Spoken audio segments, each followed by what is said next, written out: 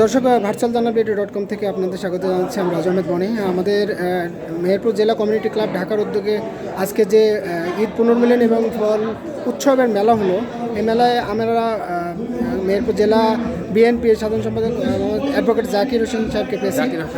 কামরুল হাসান। কামরুল ভাই, আপনাকে স্বাগত জানাচ্ছি। কেমন লাগলো ওভারঅল আজকের অনুষ্ঠানে? ধন্যবাদ।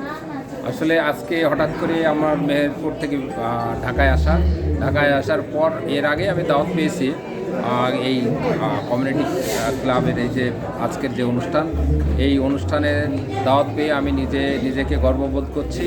এবং আজকের এই অনুষ্ঠানটা আসার পর আরও বেশি ভালো লেগেছে। একটাই কারণ, মেহেরপুরে অনেক গুণীজন যাদের সাথে আজকে আমার সাক্ষাৎ হলো, দেখা হলো। আসলে মেহেরপুর একটি ছোট্ট শহর, এত মানুষ ঢাকাতে থাকে এবং এত গুণীজন ঢাকাতে থাকে, এই বিষয়টা ভাবতে আমি মেহেরপুরের মানুষ হিসাবে নিজেকে গর্ববোধ করছি।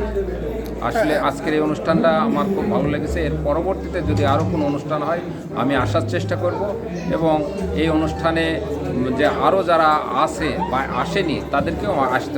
কারণ আমি এখানে একটা অ্যাড করতে চাই, পলিটিক্যাল বিষয়, সেটা হচ্ছে 1 এবং 2 আসনে এখন জামাতের এমপি। তো আপনারা কাজ কিভাবে করছেন? সামনে ফিউচার কি প্ল্যানিং আছে প্রধানমন্ত্রী তারেক রহমানের নির্দেশিত? আসলে আমাদের প্রিয় নেতা গণপ্রজাতন্ত্রী বাংলাদেশ সরকারের প্রধানমন্ত্রী জনাব তারেক রহমান যেভাবে বাংলাদেশকে তৈরি করতে চাচ্ছে, আমরা সকলেই যদি ওইভাবে বাংলাদেশকে তৈরি করি, তাহলে শুধু মেহেরপুর কেন, সারা বাংলাদেশ একটি স্বর্গের মতো বাংলাদেশ হবে, একটি স্বনির্ভর বাংলাদেশ হবে, একটি সবুজ বাংলাদেশের উপর রূপান্তরিত হবে। আমরা সকলে মিলে মেহেরপুরকে একটি সুন্দর মেহেরপুর তৈরি করতে চাচ্ছি। ইনশাল্লাহ আমরা তারেক রহমানের যে স্বপ্নের বাংলাদেশ, এই স্বপ্নের বাংলাদেশে আমরা ইনশাল্লাহ খুব তাড়াতাড়ি আমরা সেই বাংলাদেশে প্রবেশ করব বলে আমরা মনে করি। কারণ এই যে সরকারি বিভিন্ন প্রজেক্ট, যেমন খাল খননটা হলো, তার সাথে সাথে এগ্রিকালচার নিয়ে কৃষক কার্ড, ফ্যামিলি কার্ড, আপনি আপনার জায়গা থেকে জেলা বিএনপির সাধারণ সম্পাদক হিসাবে কাজটা কি মানে ওয়াইডলি কেমনভাবে করতে যাচ্ছেন? আসলে খাল খনন কর্মসূচি বা উন্নয়নমূলক কাজ, এটা সরকারের একটা অংশ। সরকার যেভাবে মনে করছে সেভাবেই করছে। এইখানে পলিটিক্যাল দল বা পলিটিক্যাল পার্টি বা এমপি এখানে অন্তর্ভুক্ত নেই। এটা স্বাভাবিকভাবে সমস্ত কাজকর্ম হচ্ছে। আর যে অন্যান্য যে সরকারের উন্নয়নমূলক যে প্রজেক্টগুলো আসবে সেগুলো স্বাভাবিকভাবে হবে।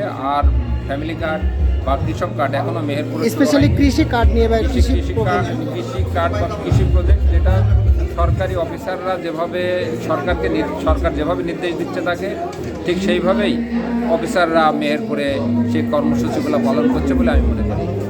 না, কি সরকারি অফিসার কেন, এটা হচ্ছে পলিটিক্যালি মিউচুয়ালি আমাদের যতটুকু সহযোগিতা চাচ্ছে বিভিন্ন কর্মসূচিতে, আমরা সেইভাবে তাদেরকে সহযোগিতা করছি। এখানে অন্য কোনো রকম মানে দুর্নীতি বা স্বজনপ্রীতি এখানে মেহেরপুরে কোনো জায়গায় এরকম কোনো পরিবেশ নেই বলে আমরা মনে করছি। কৃষক কার্ড কি একদম রুট লেভেলে যারা কৃষক তাদেরকে?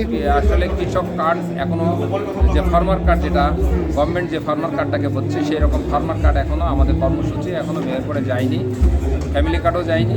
গেলে স্বাভাবিকভাবে সমস্ত মানুষই তারেক রহমানের নির্দেশ যারা পাওয়ার মতো কেবলমাত্র তারাই সেই ফ্যামিলি কার্ড বা ফার্মার কার্ড পাবে বলে আমরা মনে করি। কামরুল ভাই, অনেক ধন্যবাদ আপনাকে আমাদের সঙ্গে। ধন্যবাদ আপনাকে।